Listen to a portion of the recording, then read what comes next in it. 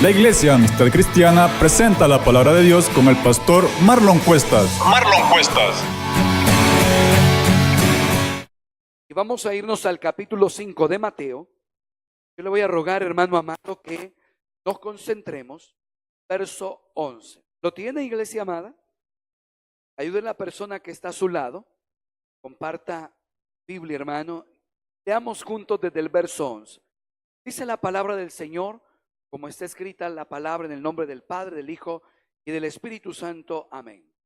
Bienaventurados sois cuando os vituperaren y os persiguieren y dijeren de vosotros todo mal por mi causa, mintiendo. Gozaos y alegraos, porque vuestra merced es grande. ¿En dónde, iglesia? En los cielos. Que así persiguieron a los profetas que fueron antes de vosotros. Vosotros sois la sal de la tierra. Y si la sal se desvaneciere, ¿con qué será salada? No vale más para nada, sino para ser echada fuera y hollada de los hombres. Vosotros sois la luz del mundo. Una ciudad asentada sobre un monte no se puede esconder, ni se enciende una lámpara y se pone debajo de un almud, mas sobre el candelero, y alumbra a todos los que están en casa. Así alumbre vuestra luz delante de los hombres, para que vean vuestras obras buenas y glorifiquen a vuestro Padre que está en los cielos. No penséis que he venido para abrogar la ley o los profetas. No he venido para abrogar, sino para ¿qué, iglesia amada? Para cumplir. Señor, tu palabra está bendecida ya. Te rogamos poner el sentido en ella y aprender, bendito Dios, del consejo de esta mañana. En el nombre de Jesús, amén, Padre, amén. El título, hermanos, de esta predicación es: Nuestra sociedad demanda una nueva reforma. Comparto el dato para quienes no tienen presente esta fecha. 31 de octubre. ¿Qué se celebra el 31 de octubre popularmente? Halloween, ¿verdad? La noche de brujas. Y hay movimientos que de repente, bueno, de hecho el 1 de noviembre estoy en una vigilia donde están compartiendo detalles acerca de la palabra para contrarrestar esta práctica. Pero hay gente que hace movimientos al respecto. Popularmente se conoce como esa dinámica en la que los niños ocupan máscaras, salen por las calles, andan pidiendo dulces y todo eso. Hoy casi ya no se ve en nuestras colonias eso, ¿verdad? Yo me acuerdo que antes sí, hasta yo creo que usaba alguna máscara por ahí y salía a las calles a pedir dulce. ¿Alguien hizo eso? ¿No? Solo nosotros éramos los locos que estábamos. Amén. Ahora, el 31 de octubre tiene una connotación más poderosa en la historia de la iglesia cristiana, a través de un hombre que se conoce como aquel ícono de la reforma, aunque no fue el único reformador, pero a él se acuñó en la historia como el que dio principio a la reforma. Estamos hablando de Martín Lutero. Martín Lutero también entendemos, ¿verdad?, de que se nos ha dicho, se nos ha vendido la idea de que él fue a las puertas de la iglesia de Gutenberg, él clavó las 95 tesis en las que él exponía el desacuerdo hacia las prácticas que la iglesia universal tenía en ese momento. Tesis que atacaban prácticamente el tema de las indulgencias, en donde la Biblia se exponía, no hablaba que había que pagar para que una persona fuera salva. El tema general prácticamente fue el aprovechamiento de la enseñanza de la iglesia acerca de las cosas que la Biblia no enseña. ¿Por qué digo que nos vendieron la idea de que Martín Lutero fue a clavar eso? Porque eso no es cierto. Hace 500 años, las iglesias o catedrales ocupaban las puertas de los templos como un lugar para poner informes o datos donde la gente que llegaba podía aprender o indagarse o conocer. Ahora, Martín Lutero no intentó hacer una reforma como tal. De hecho, lo que quería era que la gente encargada asumiera sus palabras y hubiera un cambio dentro de la Iglesia Católica, cosa que no fue así. ¿Por qué, hermanos amados, menciono esto? Porque Martín Lutero, cuando hizo ese escrito, lo hizo en latín. Y en ese tiempo, las únicas personas que hablaban o sabían de latín eran los estudiosos de la época. Pero ¿a dónde estaba la iglesia de Gutenberg? Estaba en Alemania.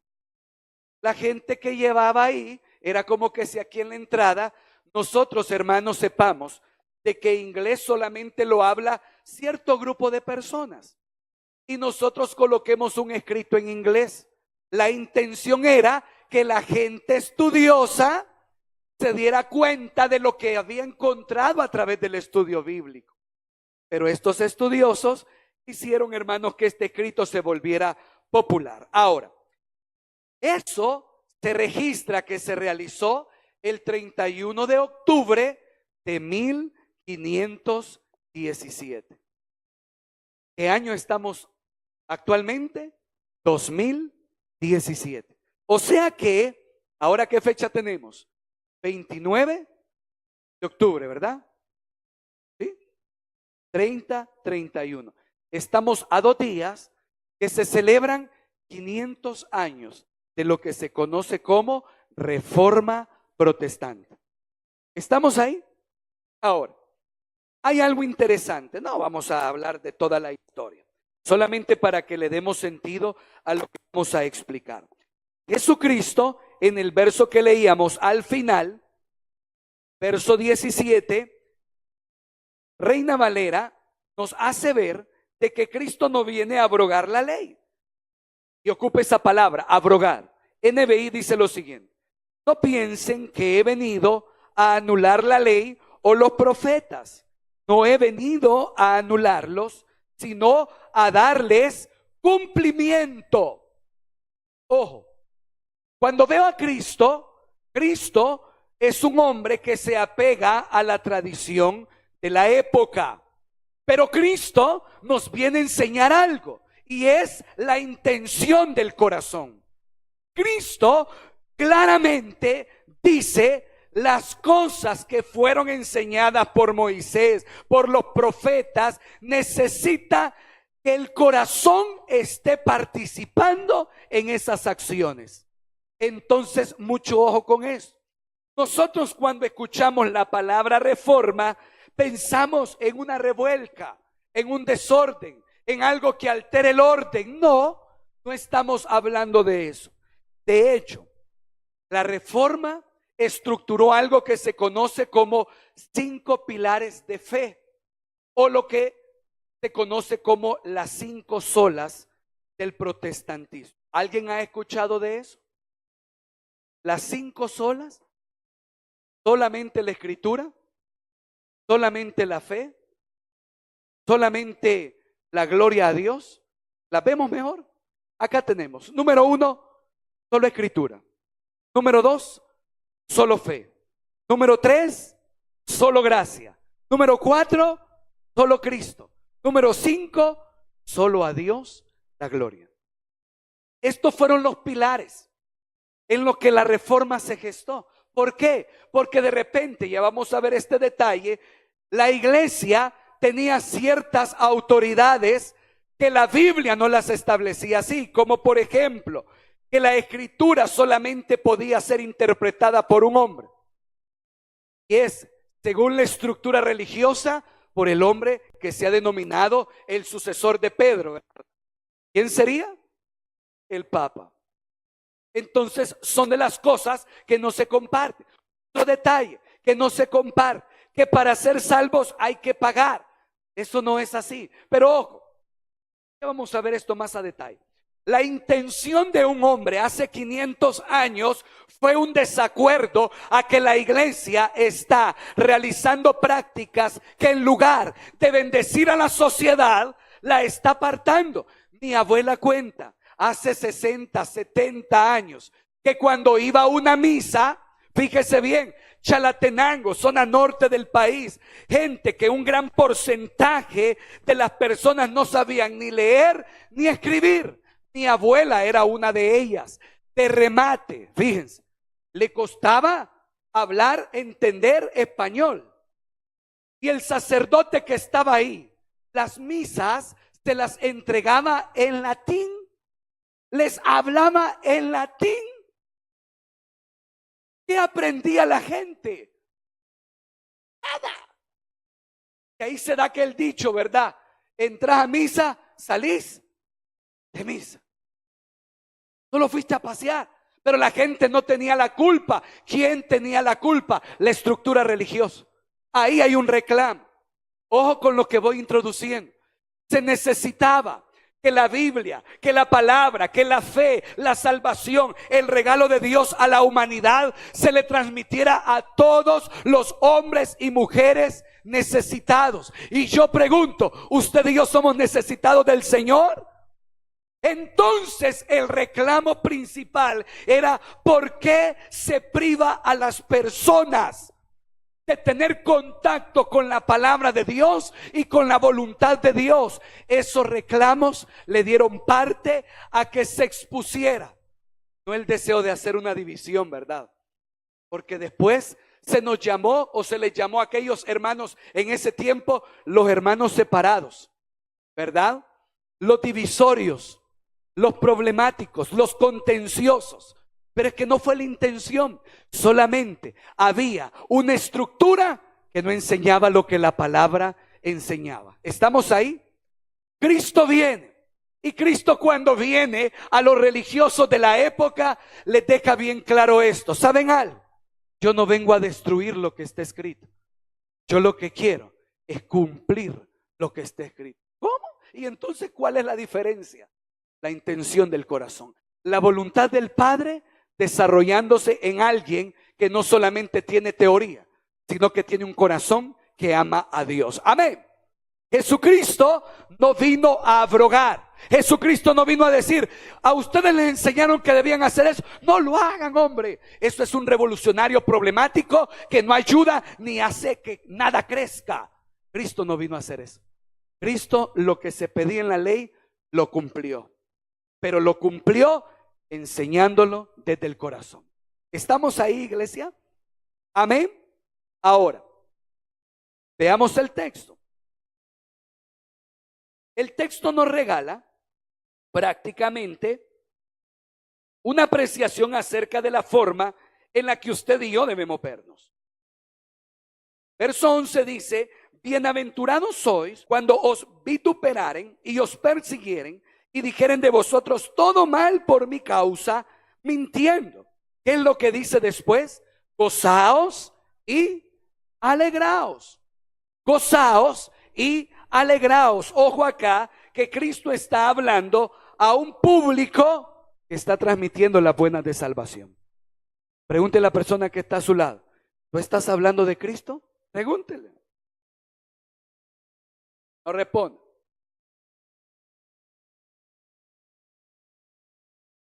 Verso 13. Dice: ¿vosotros sois qué, iglesia? ¿Vosotros sois qué? Verso 14, ¿qué dice? Vosotros sois la luz. A ver, otra vez. Verso 13, ¿qué dice? Vosotros sois. Verso 14 dice: vosotros sois la luz del mundo. ¿Qué somos usted y yo? La sal y la luz. La sal y la luz. Ojo, que aquí integramos algo que un colega de una manera interesante lo dice: soy honesto, no encontré otro sinónimo coloquial para decirlo. Uno de los problemas que como cristianos tenemos, por eso le digo, estoy haciendo referencia a cómo un colega habla, es que muchas veces nos seguimos reuniendo con la chusma.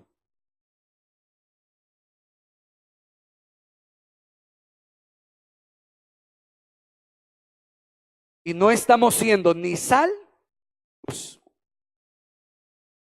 La sal en nuestras vidas no tiene sabor y la luz en nuestra vida está extinguiéndose. Ojo, porque estamos acá y parece que todo está bien. Ahora vengo yo y hago una pequeña reseña histórica. 500 años, que conmemorarlos, solo por conmemorarlos, créame, a mí no me cambia nada. Ahora entremos en materia de los versos que hemos leído. Cuando nosotros hablamos de Martín Lutero como reformador, lo que él aportó fue en base a su tiempo. Pero lo que él aportó hace 500 años, en nuestro tiempo ya no aporta nada. Nuestra sociedad tiene demandas y hay que aprender a escuchar las demandas que tenemos. La iglesia ya no quiere, la sociedad ya no quiere saber de iglesia. La sociedad se está volviendo apática a la iglesia. Los jóvenes no quieren saber de la iglesia. Las universidades están desafiando la inteligencia de los jóvenes para preguntarles: ¿y vos cómo es que decís que crees en un Dios que nunca has visto? ¿Dónde está ese Dios? ¿Quién es ese Dios? ¿Cómo es ese Dios? Sé intelectual, trabaja por tu vida, esforzate porque vos escribís tu historia. No necesitas a ese Dios. El Dios es una inventiva humana, la Biblia un manual de moral. Lo único que quieren estos hombres es regular la moral. ¿Pero por qué crees en eso? Nuestros chicos están siendo bombardeados. La humanidad, ahora tenemos iglesia que de repente, hermanos amados, nos molesta que tengamos errores. Castigamos a los miembros que cometen faltas. No les permitimos participar de sacramentos como la cena del Señor. No le permitimos a la gente participar del bautismo, por ejemplo. Nos hemos vuelto excluyentes, elitistas. Cuando Cristo, cuando compartió la cena de la Pascua, instituyó lo que llamamos cena del Señor, lo hizo haciendo mención de que su cuerpo y su sangre era para salvar la humanidad. Pero nosotros hemos tomado la luz y la hemos escondido, porque nosotros somos los que seleccionamos quién sí y quién no. Porque cuando vengo yo y de repente veo a un joven, a una jovencita, yo digo: este ni cristiano parece. Nada de cristiano tiene. Y yo digo: ¿quién soy yo para decir eso? ¿Sí me explico, iglesia? De repente tenemos a una sociedad que el mismo Jesucristo nos dice que oremos para que vengan obreros, porque la mies está lista, pero esa mies está herida, lastimada, resentida, está dolida. Pero ¿con quién tienen problema? ¿Con Cristo o con la estructura de la iglesia? Con la estructura de la iglesia. ¿Sabe por qué? Porque la iglesia le hemos vuelto una empresa. Porque en la iglesia la hemos colocado como una manera, hermanos amados, absurda, como en la Biblia no se ve. Porque a nosotros nos afecta. Cuando yo le mencioné que íbamos a hacer un desayuno al mes, escuché comentarios que ya me estaban chollando a mí las carretas, ¿verdad? Yo digo: no toleramos que faltamos a un culto. ¿Qué pasa si yo le digo: hermanos amados, tenemos 52 cultos de día domingo? ¿Por qué de los 52 cultos de día domingo no sacrificamos unos 3 o 4 domingos y nos vamos a repartir a la hora del culto ropa, víveres y cosas a gente necesitada? No toleramos esa necesidad, porque nos gusta estar más aquí sentaditos, bien bonitos, manteniendo nuestra estructura. ¿Sí me explico, iglesia amada? La sociedad demanda un cambio. La iglesia tiene que cambiar, la estructura tiene que cambiar. Cristo lo estamos filtrando. Si alguien quiere llegar a Cristo, es como cuando ahora yo quiero llegar a algún pastor importante, ¿verdad? Hay que sacar cita, hay que hablar con el asistente. ¿Sí me explico? Una estructura diferente. ¿Se acuerdan de aquel Jesucristo que caminaba, verdad? Y de repente Jesús se extrañó y dijo: ¿y quién me ha tocado? Pero no por llamarle la atención nada más, sino porque en realidad quería escuchar la obra que acababa de ocurrir. Aquella mujer de flujo de sangre, ¿verdad? Que a través de ese acto de fe recibió sanidad. ¿Y qué dijo Jesús? Esta inmunda me ha tocado. Esta inmunda me ha faltado el respeto. ¿Qué dijo Jesús? Tu fe te ha salvado. Entonces vemos a un Cristo que está para la gente. Le muestro otro detalle interesantísimo. Cuando nosotros vemos a Dios y el Señor en el capítulo 25 de Éxodo le habla a Moisés y le dice de que quiere que le levante un tabernáculo, el Señor pone su corazón en ese anhelo, porque le dice: yo quiero habitar entre el pueblo. Un Dios que quiere estar cerca de la gente, un Dios que quiere estar cerca de los pecadores, un Dios que quiere tocar el corazón del necesitado. ¿Se recuerdan la obra sorprendente de la muerte de Jesucristo en el templo? Que se rasgó el velo que separaba el lugar santo del lugar santísimo. Amén. ¿Qué representa eso? Que no necesitamos a ningún mediador para llegar delante de Dios, solamente a Cristo, el autor y consumador de la fe, el Cristo que usted y yo servimos. Gloria al Señor. Dele a Él alabanza, hermano. Gloria a Dios. No necesitamos a nadie más. Entonces veo a un Dios que lo que quiere es estar cerca, a un Dios que lo que quiere es abrazar al necesitado. Pero usted y yo hemos cambiado mucho. Usted y yo hemos cambiado mucho. Y la estructura nos ha hecho cambiar. ¿Saben que alguien no tolera que yo estaba viniendo sin corbata? Voy a decir algo que me pareció gracioso. Un día domingo, yo por el calor, mire, ya estoy sudando. No, voy a las mangas. Cantado, y ahorita me estoy pasando. Curiosamente vino alguien. Al salir del culto me dijo: hey, pastor, ¿qué le está pasando? ¿Por qué puro bolo ha venido vestido?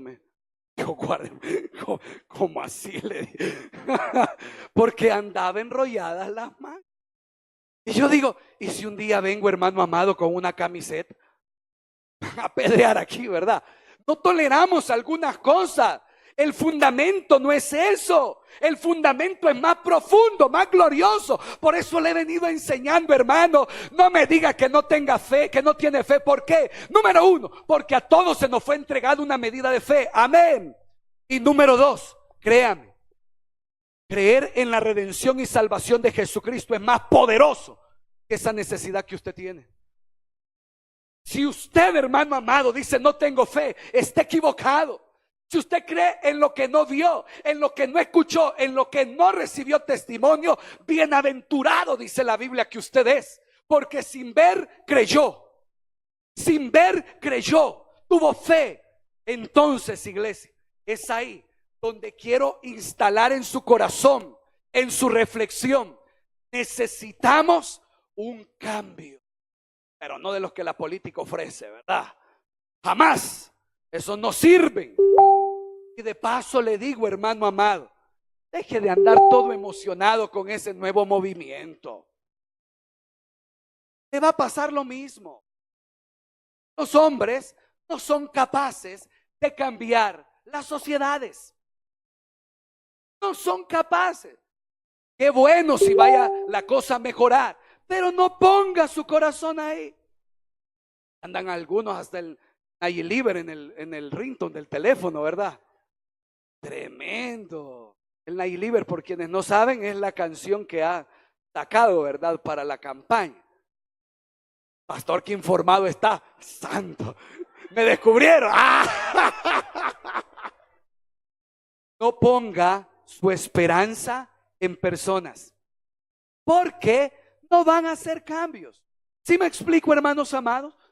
Por eso es que la Biblia nos enseña que oremos por los que están en eminencia. Esa es nuestra labor. Que de uno, que de otro, le aseguro algo: el mismo trabajo tendrá, los mismos ingresos tendrá, las mismas dificultades enfrentaremos, los mismos pleitos estaremos bregando en nuestra vida. Sea sabio, sea sabio. Entonces, hermanos amados, necesitamos entender que la iglesia está necesitando una reforma, un cambio. Hagamos una pequeña reflexión acerca de las 5 solas. Veamos, por favor, hermanos amados. La primera sola. Sola es una palabra latina que significa solo o solamente, ¿verdad? Lo he dejado así para que usted lo conozca. Aquí, hermano amado, tenemos la primera, que es sola escritura. Sola escritura. Solo la palabra de Dios. Amén.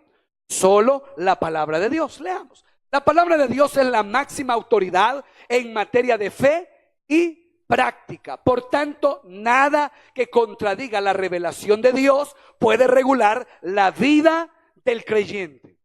Por eso siempre le he enseñado a usted, no le diga amén a todo. Si la palabra lo dice, usted diga amén. Si la palabra no lo dice, no diga amén. Porque eso es lo que fortalece a las iglesias que tienen enseñanzas de hombres. Enseñanzas, hermanos, si usted se fija, y esto es bueno mencionar, porque nosotros tenemos una herencia americana. Y cuando aquí en el país se estaban teniendo grandes exigencias, como por ejemplo la parte de usar desodorante, la parte de vestir con manga larga, la parte de que la mujer solamente tiene que usar falda, esa es una exigencia bastante antigua y que se usaba para distinguir en el momento que se necesitó. Nosotros, hermanos amados, hoy en día también debemos tener nuevas reflexiones al respecto. Porque muchas veces estamos hiriendo en la iglesia por no tener este pilar en nuestra vida de fe. Porque nosotros decimos, ponete de pie, Obed, vení. Vaya. Miren, este jovencito, Irving, cálmate. Este jovencito tiene algunas características interesantes. Primero, el pantalón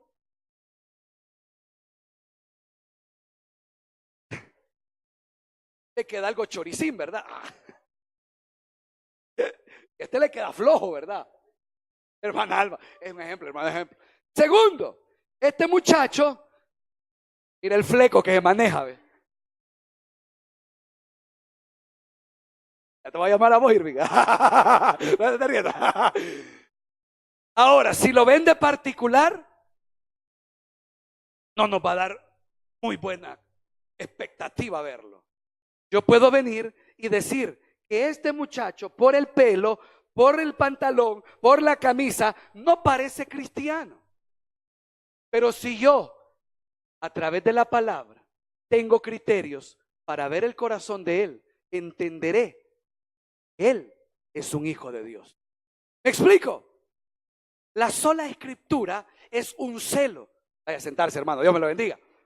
La sola escritura es un deseo de que lo que se tiene que respetar es la palabra de Dios y nada más. No documentos de un teólogo, no opiniones de una persona, no comentarios de X predicador. La palabra de Dios es la única regla de fe para el Hijo de Dios. Amén.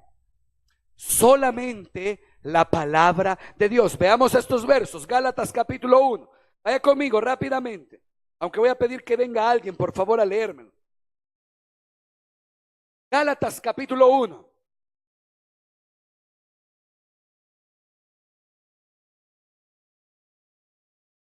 Gálatas capítulo 1.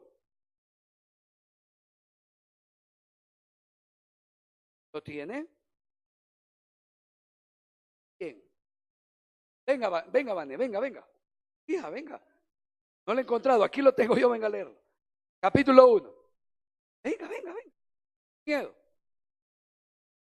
Ayúdeme por favor con esta lectura. Desde el verso 6 hasta el verso 10.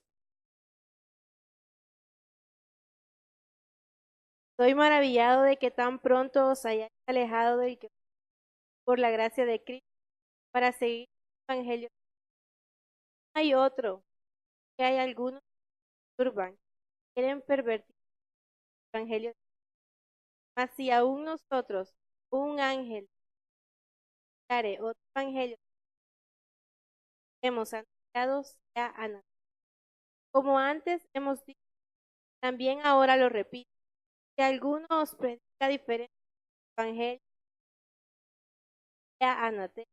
Pues, ¿busco ahora el favor de los hombres o el de Dios? ¿O trato de agradar a los hombres? Pues si todavía agradara a los hombres, no sería siervo, Gracias, Val. Usted se fija en la parte final, hace una pregunta: ¿a quién quiero agradar? ¿A Dios o a los hombres? Cuando yo no tengo este pilar, busco agradar a los hombres. Hay tantas cosas, hermano, como lo que le estaba mencionando de la forma de vestir. Nosotros tenemos herencia americana. El evangelio acá en El Salvador tiene un poquito más de 100 años de haberse introducido. Nosotros teníamos hace 30 años una doctrina aparentemente de Dios, en el caso de la mujer, que no podía usar pantalón, de parte de una iglesia americana, pero que se da este lindo problema. Aquí en El Salvador y en los países que ellos habían mandado misioneros, tenían esa práctica, pero ellos en las iglesias de Estados Unidos vestían como se les daba la gana. Qué interesante, ¿verdad? Qué interesante. Qué interesante. Aquí la gente maltratando, de que si usted viene con pantalón, que no sé qué, o se hace alguna su línea en la cara, se peina, se hace algo, usted no es cristiano, usted es hija del diablo. Esa predicación hería, lastimaba, apartaba. ¿Dónde está la palabra? La sola escritura. ¿Dónde está? ¿Dónde está? ¿Sí me doy a explicar? Por eso es que le comento, la iglesia evangélica también ha participado de modas, porque si eso estuviera en la palabra de Dios, ¿por qué en este tiempo ya no es fuerte? Pues, ¿por qué se dejó de hacer? ¿O por qué se dejó de exigir? ¿Sabe qué es otra de las cosas interesantes? Los pastores que predicaban de esta manera hace unos 25 años, que lastimaban y herían a las personas con tema de vestuario y aquello que tenía que ver con el exterior, hoy ya no predican igual. ¿Sabe por qué? Porque aquellas hijas que le nacieron hace 25 años, hoy tienen 30, hoy tienen 35 y a ellas no las pudieron enderezar. ¿Cómo la ve? ¿Cómo la ve? Qué bonito ese principio, ¿verdad? Por eso la Biblia dice de que si no puede gobernar tu casa, ¿por qué quiere gobernar la iglesia? Entonces se cayó el discurso, porque ni en casa podían tenerlo. ¿De qué se dieron cuenta? Y yo hace poco hablaba con alguien que me decía, los tiempos han cambiado, pastor. Ah, ¿verdad?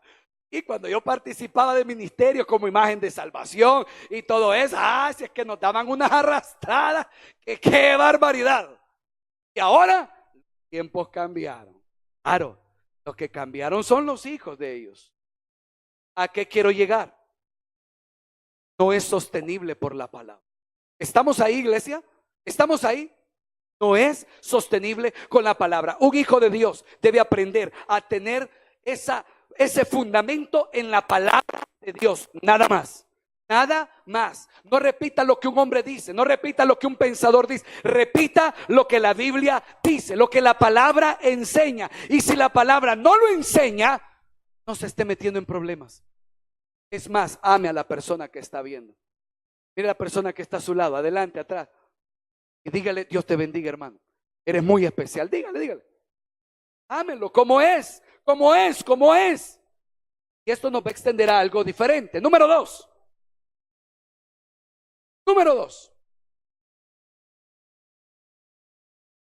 A ver, esta es la segunda sola. ¿Cómo dice aquí arriba? Sola fide. Solamente fe. Solamente fe. Leamos. La salvación puede ser recibida cuando ponemos nuestra fe en aquel que murió por nosotros, excluyendo la posibilidad de que nuestras obras puedan contribuir. Amén, iglesia. ¿Usted por qué es salvo? ¿Por lo que hace día a día? ¿Por qué? No es por obras, para que nadie se gloríe. Es un regalo que el Rey de Reyes y Señor de Señores nos ha hecho. ¿Qué significa esto, hermano amado? Para ser salvo no se ponen condiciones. Aquí tenemos un reclamo interesante, porque en nuestras iglesias ponemos condiciones. Porque en nuestras iglesias ponemos primero, hermano amado, un decálogo de nuestras creencias, una lista de reglas para que alguien de verdad se le considere hijo de Dios. Esto fue algo fuerte que hizo impacto en el momento, pero hoy muchas veces se nos ha olvidado que necesita un hombre y una mujer para ser salvo. Solamente necesita fe. Solo eso necesita. Cristo no necesita sus obras. Cristo no necesita sus actos. Cristo no necesita algunos inventos humanos. Solo fe. ¿Estamos ahí? Ya no me esté criticando a la gente. Ese es un reclamo hacia la iglesia de este tiempo. Hay que cambiar. Nos hemos vuelto criticones. Criticamos a los demás. Apartamos a los demás. No, hermano, solamente fe. Solamente fe. Pastor, pero mire, si es que esta persona no parece cristiano, ore por él. Ore por él. Que Dios tenga misericordia. Que Dios toque su corazón. Que Dios le haga ver si algo está mal. Pero no usted, no sus palabras.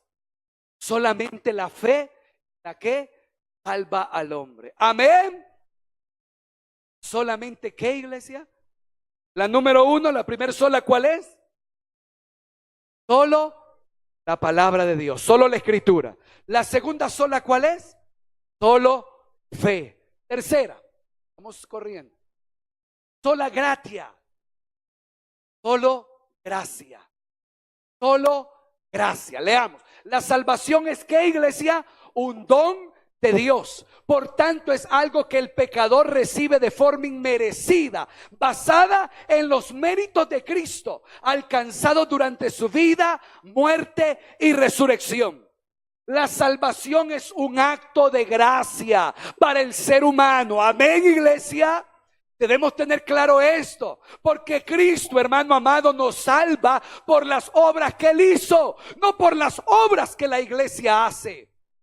La gracia significa favor inmerecido. Favor inmerecido.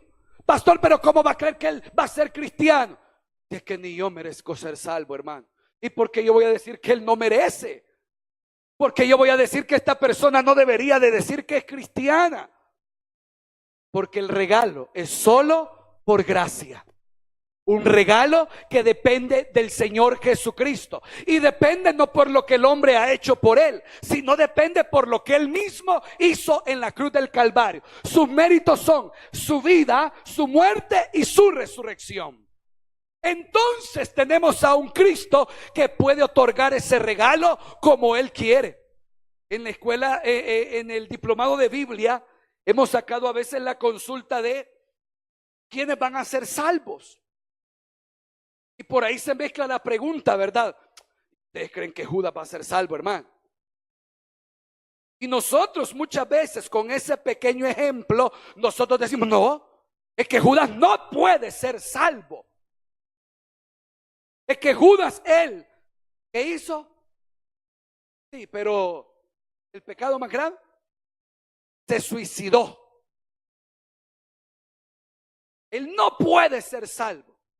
¿Sabe que a mí me da miedo responder eso? ¿Por qué? Porque la salvación por la sola gracia solamente depende del Rey soberano, el dador de la vida y el que permite el acceso delante del trono de la gracia. ¿Qué significa? Si al Señor le place un día que nos encontremos por allá, hermano amado, ¿quiénes somos nosotros para decirle al Señor, mira, ¿y por qué permitiste que Judas viniera aquí, Señor? No, es como hermano. A veces usted y yo tendremos a la par nuestra, ¿verdad? Gente que decimos, este pobrecito quizás, o la pantallita, pero cuando venga el Señor, quizás no se va a ir. Y el Señor quizás diciendo, ay, mi hijo chulo, si es que vos sos el que está más en peligro. ¿Sí me explico? Solo es gracia, es un regalo. Esto no es complicado. No es una cuestión, hermanos amados, que Cristo le va a colocar como que problemas para darle este regalo. Y cuando hablamos de gracia, es bueno compararlo con eso, un regalo. Cuando usted le regala algo a su hijo, hermano amado, hay algo interesante. Su hijo tiene muchos errores, faltas, negligencia. Incluso el día de su cumpleaños le hizo algo que a usted lo sacó de quicio. Pero cuando le da algún presente, algún regalito acerca de esa fecha especial, ¿verdad que no empieza a hacerle el listado de todas las cosas que ha hecho mal? Que lo que hace es halagarlo. Y cualquiera podría decir que papá más aguado, ¿verdad? No, es una cuestión de entender momentos. Porque hay cosas, es acá donde se aplica. El amor cubre multitud de faltas. Amén. ¿Cuántos han sido cubiertos por el amor de Dios? Pregunto algo. ¿Somos perfectos? Hasta tendríamos que hacerle así. ¡Puf! ¿De dónde? Solo gracia. Primera, solo escritura. Segunda, solo fe. Tercera, solo gracia. Cuarta, esos versos le van a quedar de tarea, hermano. Solus Christus. Solo Cristo. Veamos, la salvación se encuentra ¿en quién? Solo en Cristo. Excluyendo así todo otro camino para llegar a Dios. Aquí no es santo, aquí no es virgen, aquí no es aquí no es allá. No. El único camino que lleva a Dios es Cristo. Claro, ¿verdad? Claro. Por eso es que en el capítulo 14, verso 6 de San Juan, corríjame si me estoy trabando en ese verso, Jesucristo declara: yo soy el camino, la verdad y la vida. Nadie viene al Padre si no es por mí. Entonces solo Cristo prácticamente hace referencia al hecho de que usted y yo no tenemos que ponerle a la gente ningún tipo de filtro o que nos vamos a poner nosotros como los campeones. Vos querés ser salvo, anda que el pastor ore por vos. Vos querés ser sano, anda que el pastor ore por vos. Vos querés recibir una respuesta de parte de Dios, anda donde el vaso, anda donde el profeta, anda donde aquí, anda donde a mis amados hermanos. Lo único que el cristiano necesita es solamente a Cristo para recibir guianza del Espíritu Santo. Cuidado, porque muchos caemos en el error de andar preguntando y consultándole a gente que son más mercaderes, ¿verdad? Del don, que cabe mencionar, hoy existe el don, el oficio profético. Pero ahora tenemos en muchos lugares festivales de profecía. ¿Sabe que hay un lugar en San Salvador? Hace poco estábamos escuchando de ese caso, de que hay una escuela de profetas. Escuela de profetas que lleva a la gente, ¿verdad? Y le dice, y una de las clases que ellos reciben es de que deben aprender a hablar en lenguas. Y lo primero que les va a decir: cerra tus ojos, okay. Poné tu mente en blanco, empezá a decir lo primero que te venga, lo primero. No, y la gente dice que se siente presionada, no sé qué decir. No es posible, deja que el Espíritu fluya en tu vida. Parece un espectáculo. Horrible. Yo digo, ¿a dónde está la palabra en esa práctica? Que de repente están diciéndole a la gente de que tienen que profetizar, sea como sea. Es ley, tiene que dar profecía. Tiene que dar una profecía. Desorden más grande. Ahí es donde no se cumple la primera sola, ¿verdad? La de la Escritura. Hermano amado, usted necesita palabra de Dios. Cristo es el camino para escuchar la palabra de Dios que usted necesita en su vida. No necesita otro camino. Solo Cristo. Y la última sola. Soli Deo Gloria. Solo Dios merece la gloria. Solo Dios merece la gloria. Leamos. El propósito de la salvación que recibimos es glorificar a Dios, poner de manifiesto las excelencias o virtudes de su carácter. Y con esto cerramos el bloque. Porque usted y yo lo que hemos recibido por la Escritura, por la fe, ¿por qué más, iglesia? Por la gracia, ¿por qué más? Por Cristo. Es con una razón también muy puntual, que la gloria se la demos a quien la merece. Y la gloria se la merece Dios, porque Él es quien nos dio la palabra, porque Él es quien nos ha otorgado la fe, porque Él es quien nos ha dado gracia, porque Él es quien nos ha otorgado, ¿qué más, iglesia? El número 4, a Cristo. Entonces, lo que usted y yo debemos hacer es glorificar a Dios. Y es acá donde terminamos lo que iniciamos. Cristo dijo en el capítulo 5 de Mateo: la sal y la luz son ustedes. ¿Les hace falta un motivo? Tienen Escritura. Se les ha dado una medida de fe. Ustedes han recibido el regalo de la gracia. Ustedes han recibido a Cristo como el sacrificio perfecto para encontrar en mí perdón. Lo único que pueden hacer es darme la gloria a mí, dice el Señor. Entonces pregunto, ¿dónde queda nuestro sabor para los demás? ¿Dónde queda, hermanos amados, nuestra luz para los demás? Si la sal, decía el texto, ¿verdad?, pierde su sabor, lo único para lo que sirve es para tirarlo, para aventarla y que sea pisoteada por los hombres. Para eso hemos quedado usted y yo, hermano. Para ser pisoteados, para ser etiquetados, para aquel que va a la iglesia pero no invita a nadie.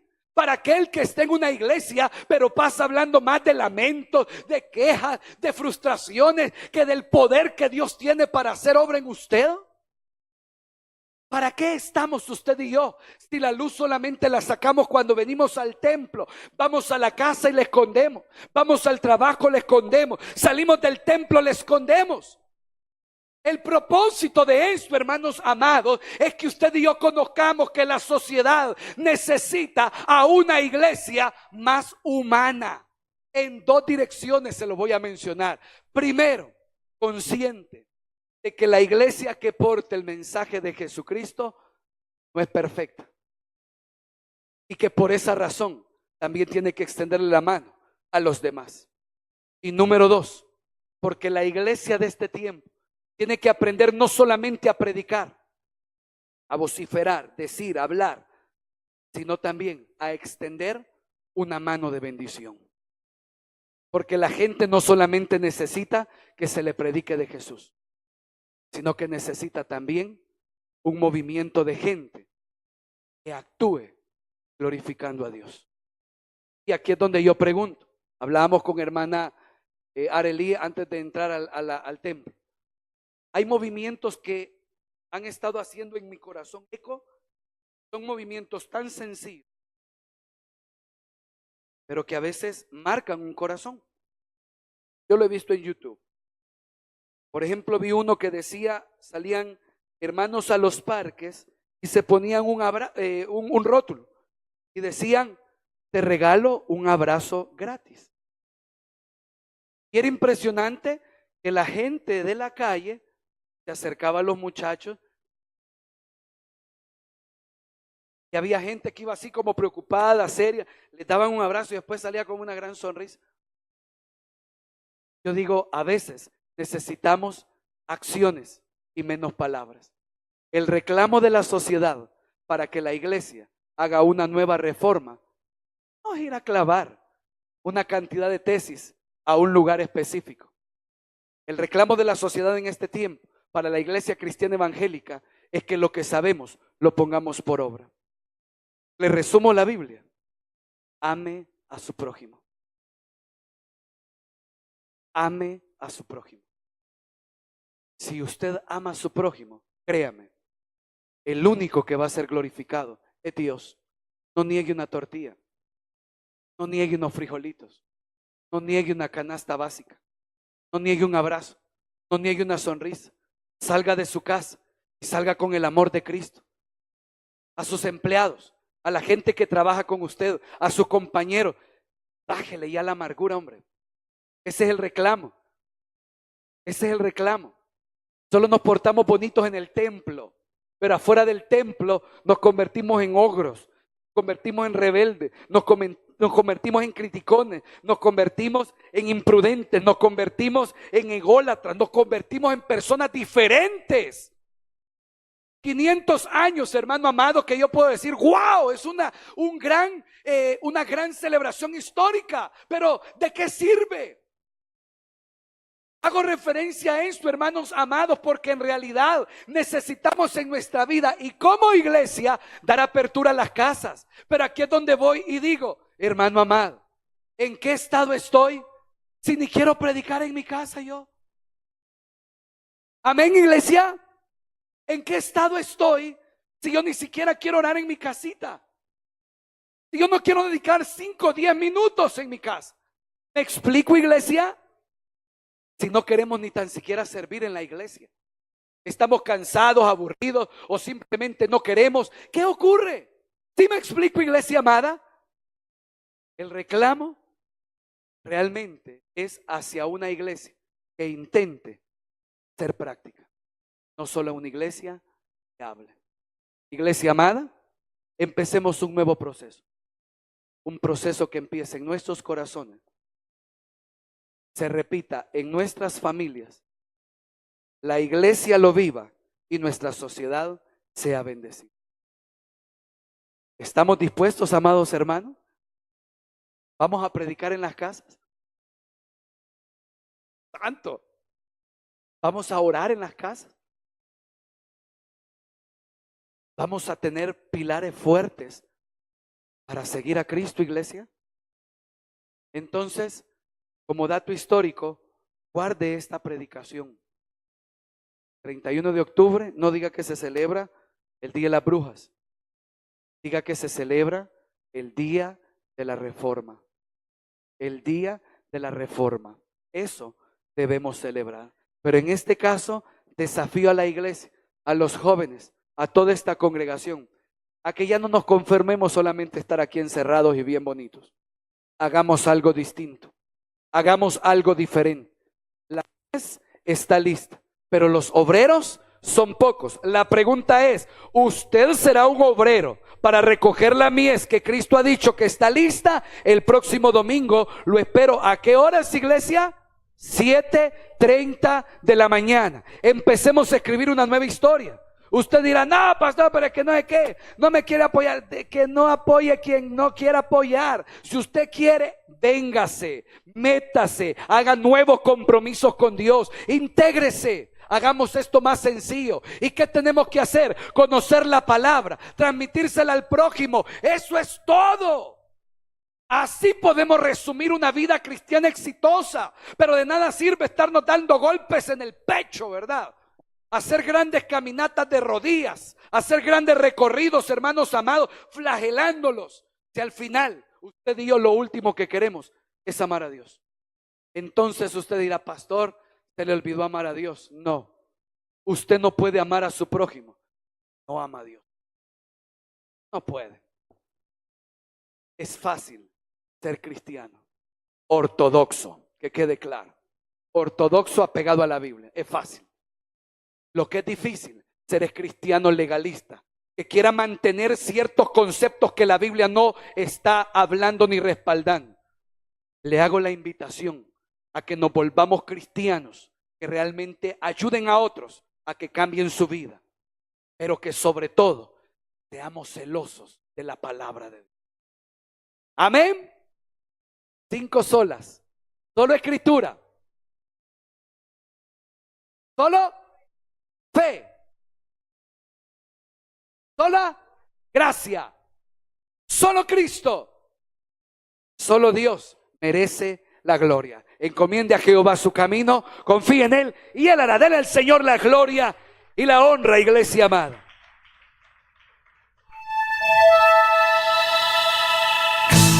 El pastor ha terminado su predicación. Si todavía no has aceptado al Señor Jesucristo, te invitamos a hacer con nosotros la siguiente oración.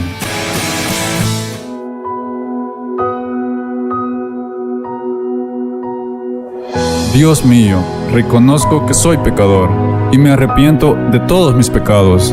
Creo en mi corazón que Cristo es el Señor y que es tu Hijo amado. Reconozco que Cristo murió por mis pecados y que tú le resucitaste de entre los muertos. Yo abro las puertas de mi corazón y te recibo como mi Señor y Salvador. Amén.